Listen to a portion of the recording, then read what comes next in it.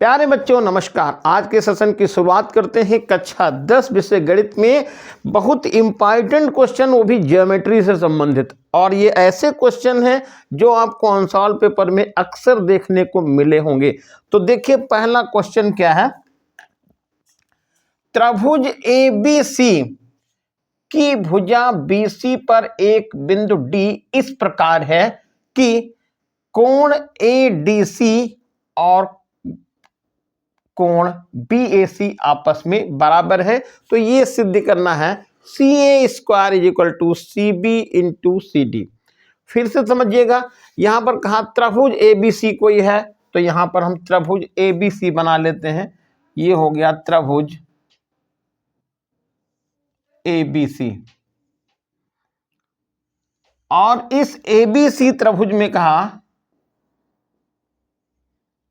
भुजा BC पर एक बिंदु इस प्रकार D है।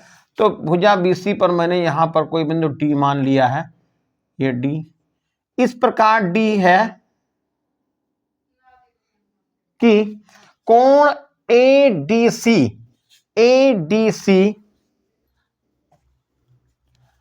ये हो गया कोण ADC, ये कोण, और BAC ये कोण आपस में बराबर हैं, जैसा कि क्वेश्चन में बता रखा है।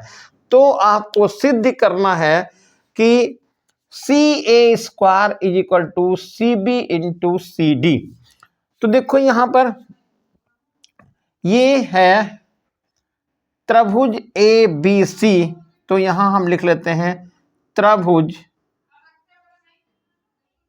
ABC तथा त्रिभुज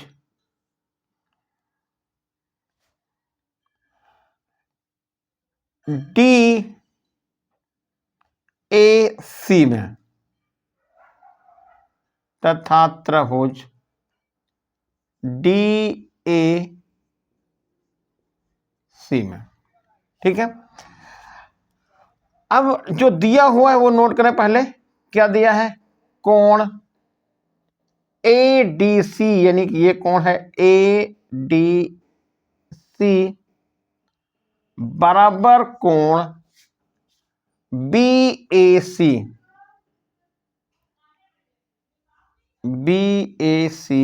ये ज्ञात है। ठीक है, अब यहां पर जरा ध्यान दीजिएगा,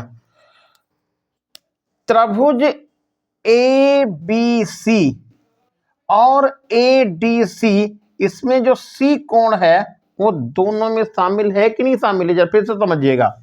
ये ABC ये हुआ, और ADC कोण C दोनों में क्या है, कॉमन है, उभयनिष्ठ है। तो यहां लिख लेते हैं कोण C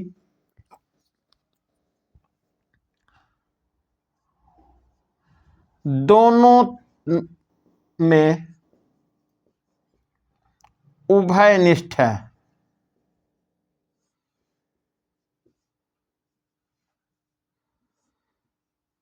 अब जब दोनों में उभयनिष्ठ हो गया तो आपको पता है यदि कोई दो त्रिभुज हैं उसमें दो कोण अलग अलग बराबर हैं तो तीसरा तो अपने आप बराबर हो गया। तो फिर जब तीनों कोण बराबर हुए तो त्रिभुज कैसा हो गया, समरूप। इसलिए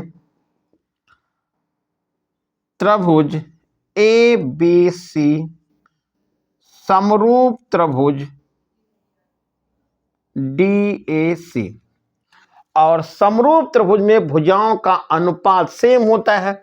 तो देखो यहां पर कोण A ले लीजिए, कोण A के सामने की भुजा कौन है, BC है, तो आप यहां पर BC लिख देते हैं।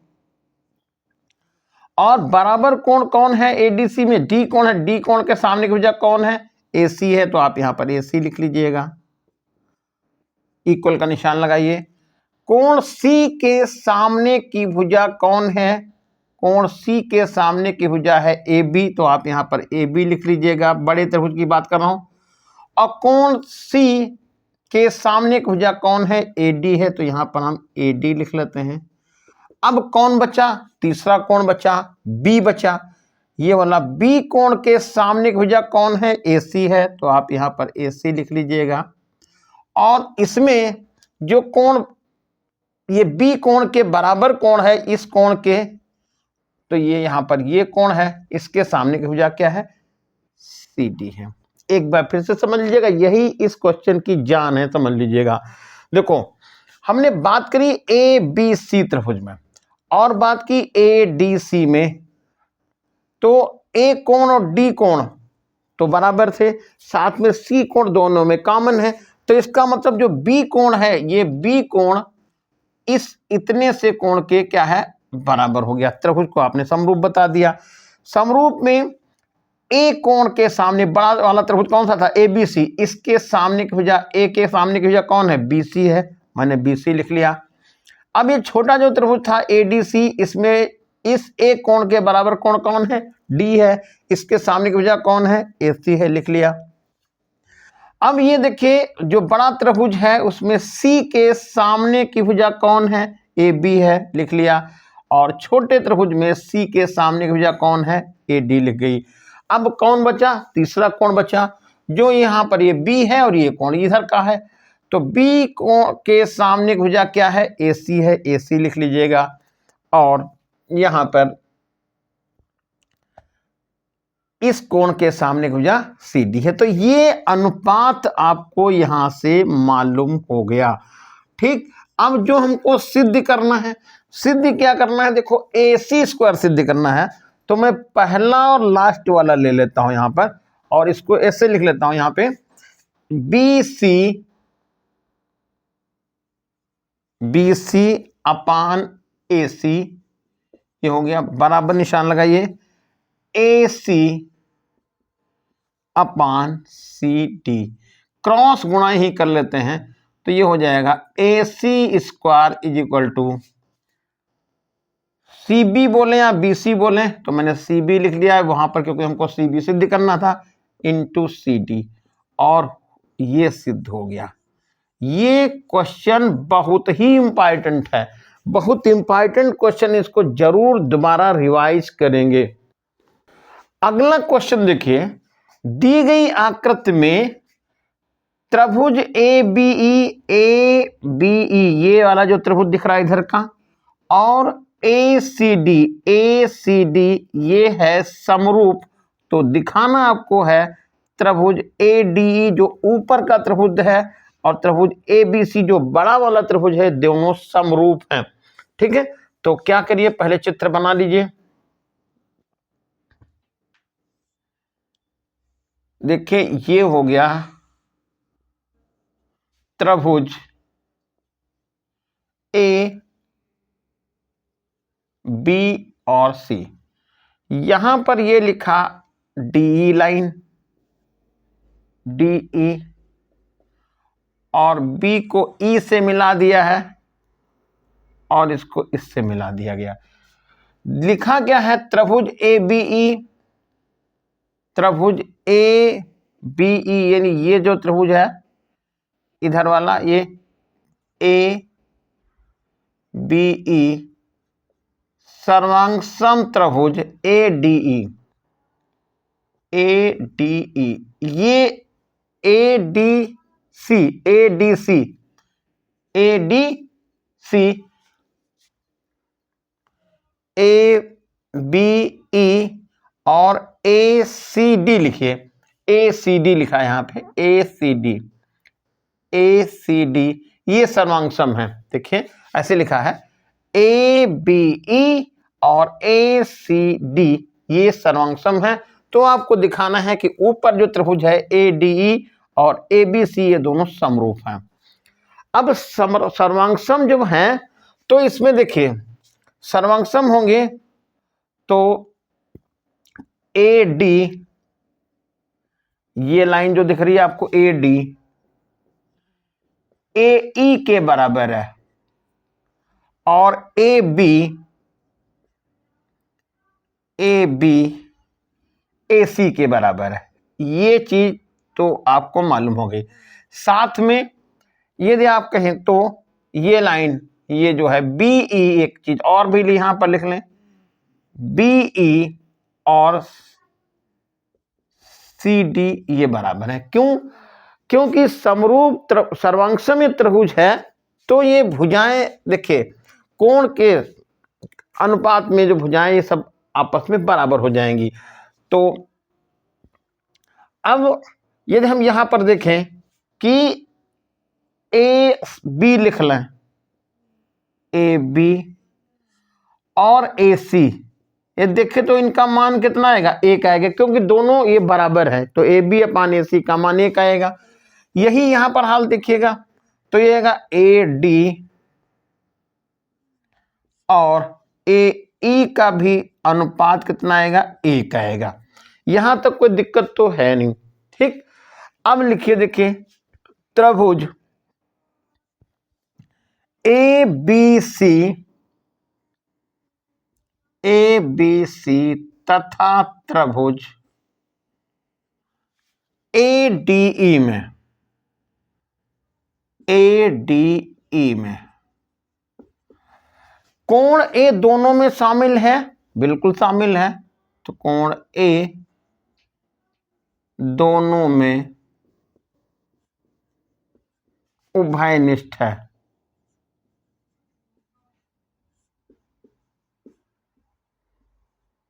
दोनों में उभयनिष्ठ, ये हो गया।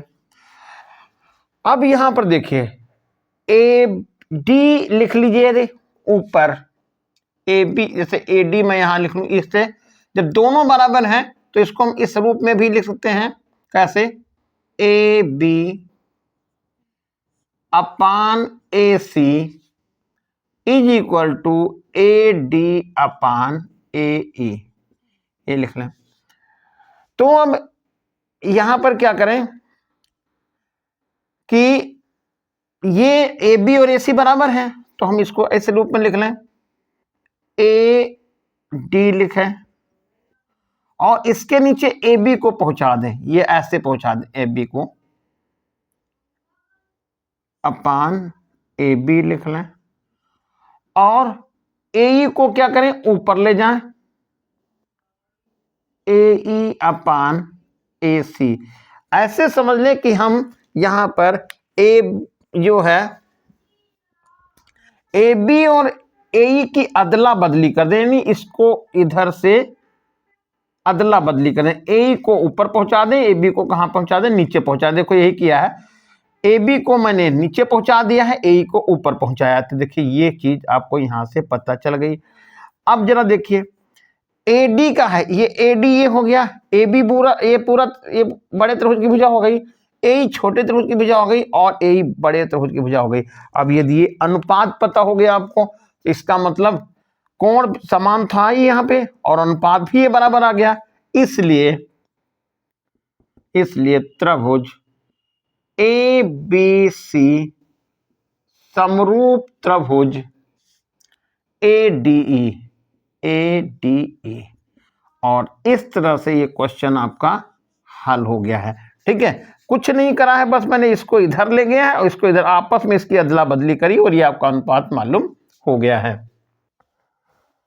अगला क्वेश्चन नंबर देखिए थर्ड, त्रिभुज एबीसी की भुजा एसी पर बिंदु डी इस प्रकार स्थित है कि एसीबी और एबीडी आपस में बराबर हैं। तो सिद्ध कीजिए त्रिभुज एबीसी तथा त्रिभुज एडीबी समरूप हैं। ठीक है, तो यहां पर क्या करना है आपको, पहले तो त्रिभुज बना लेना है कोई, ये त्रिभुज बन गया और इन्होंने कहा भुजा एसी, तो यहां पर ए मैं नीचे लिख लेता हूं और सी यहां लिख लेता हूं और बी ऊपर लिख लेता हूं। एसी पर कोई बिंदु डी इस प्रकार इन्होंने बताया है, कुछ ऐसे यहां पर डी बता दिया है और डी इस प्रकार है कि एसीबी ये वाला कोण जो दिख रहा एसीबी तथा एबीडी ये कोण आपस में बराबर हैं। ठीक है, ये चीज क्वेश्चन में बता रखी है, तो यहां लिख लीजिएगा त्रिभुज ए बी सी में ए बी सी तथा त्रिभुज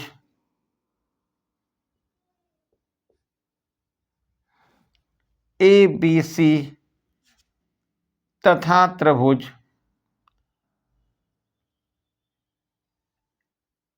ए डी बी में तथा त्रिभुज ए डी बी में। देखो इन्होंने क्या कहा है, कोण सी और ये जो हिस्सा है, तो लिख लीजिए कोण सी बराबर कोण ए बी डी दिया हुआ है, ए बी डी ये दिया हुआ है। साथ में देखिए यदि आप देखें तो ए कोण दोनों में कॉमन है। क्यों? क्योंकि ए बी सी बोलेंगे और ए बी डी बोलेंगे। फिर से ध्यान दीजिएगा, ए बी सी बड़ा जो त्रिभुज दिख रहा है ये वाला, और ए बी डी ये जो त्रिभुज दिख रहा है ये, इसमें ये कोण ए दोनों में शामिल है। तो कोण ए दोनों में उभयनिष्ठ है।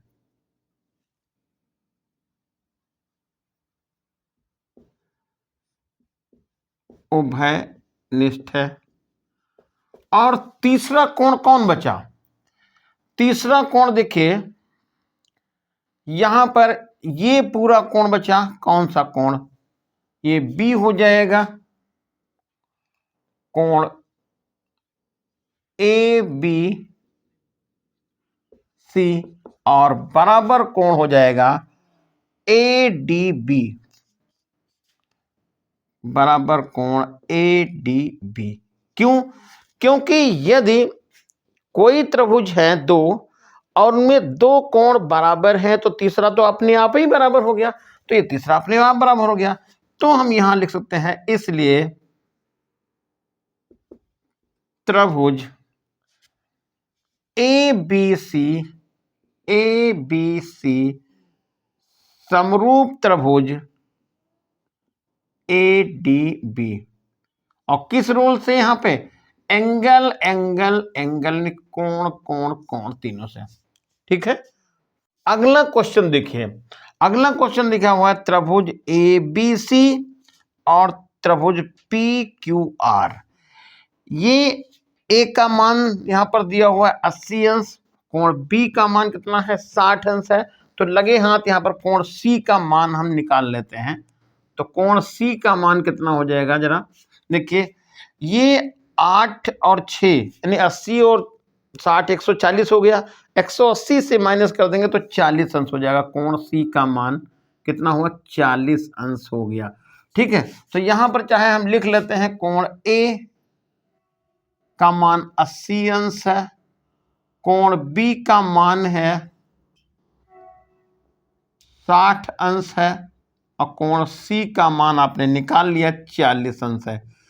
अब आपसे पूछा गया है कोण पी का मान पूछा गया है, और यहां पर ये भुजाएं दे रखी हैं। तो हमको क्या करना है? देखिए यहां पर BC लिखिए, BC ऊपर लिखिए, BC ये हो गया।